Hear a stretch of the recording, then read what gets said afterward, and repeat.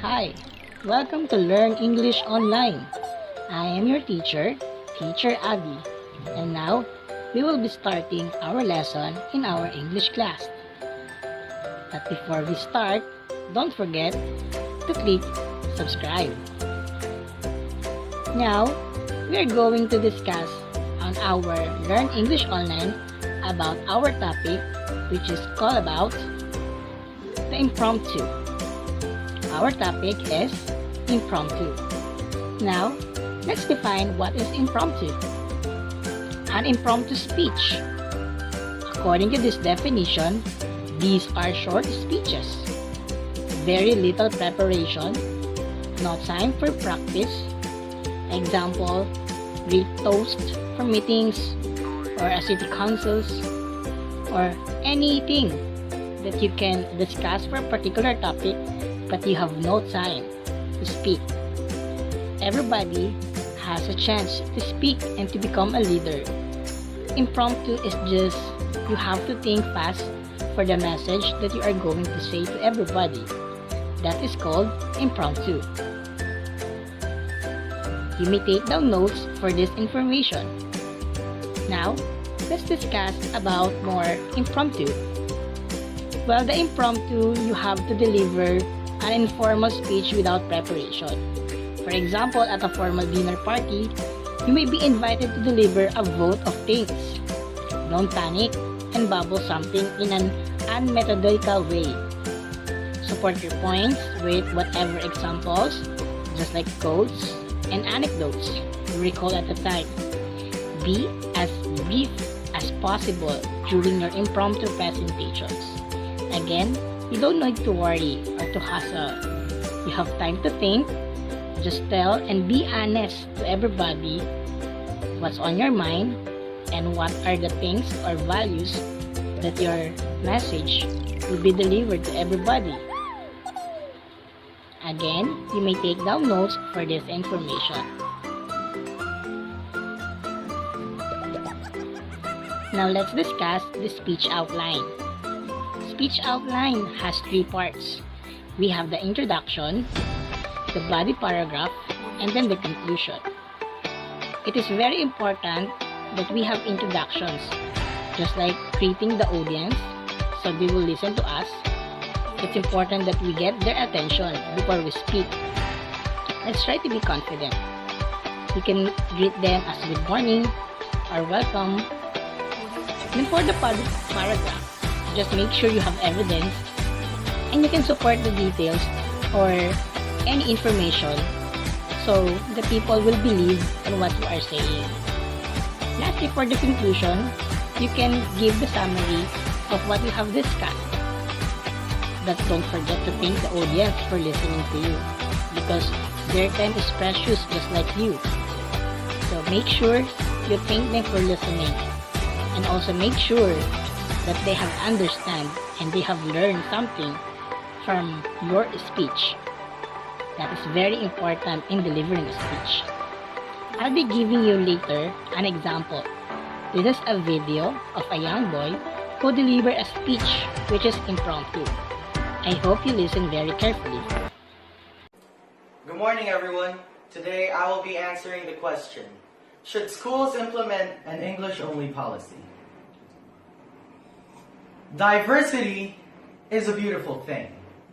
Diversity is what makes every individual unique. Every human being is different. There are different ethnicities around the globe who have different dialects. English is the universal language, but I believe that we shouldn't be forced to speak in only English.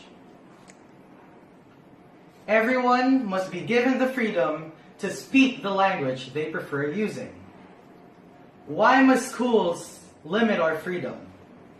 Why must there be restrictions to non-harmful things? We must be raised as leaders, and we must be raised to think for ourselves and not just follow like sheep to their shepherds. Coming from an international school, I grew up with people who have different cultures, different beliefs, and different languages. We accept each other and respect each other. for who they are and let them be themselves. In that school, I saw the beauty of diversity. And I saw the beauty of being unique and how nice it is for everybody to just be themselves. Of course, we spoke English to communicate with one another, but we were given the freedom to speak the language that we wanted to use. Limiting our freedom to dress, to speak, to act, and to believe in what we want to believe in will destroy diversity. It will make us uniform. It will make us all the same, just like robots manufactured in factories. And it will make us something that we are not. I agree that at certain times we must be required to speak in only one language in order to understand each other and to communicate more effectively. We need that during class discussions, group work, class recitations, and so on. But when there isn't a need for effective formal communication, I believe that we should be given the freedom to speak the language that we want to use. In general, I believe setting restrictions on harmless things like hair color, haircuts, clothes, things to bring in school and what not to bring in school, and language is pretty pointless. Like, what does our hairstyle have to do with the way we learn? Ironically, somehow, schools guide us to find ourselves without letting us be ourselves. See, everyone is different. We all have different personalities. Everybody is unique in his own way. We should be free to speak the language we want. We should not be required to fake our identity. Say no to conformity and let us be free to be ourselves. All in all, language is all about communication, and communication is all about understanding. The ultimate goal is unity in diversity. Yes, we may be citizens of the Philippines, but we are also citizens of the world. Thank you and happy United Nations Month to everybody. Peace. There you have it. That is the example of an impromptu speech. Always remember that impromptu speech is very important. You make sure that you deliver your message very slowly and clearly. These are the benefits of giving impromptu speech. First, you're going to improve your oral expression of thought. Develop your communication skills because you are going to talk in front of many people. Of course, you are going to develop confidence in public speaking, and this is very important for you to be a future leader someday. Learn to think on your feet because you are going to think your ideas on your own. These are the benefits of the impromptu speech.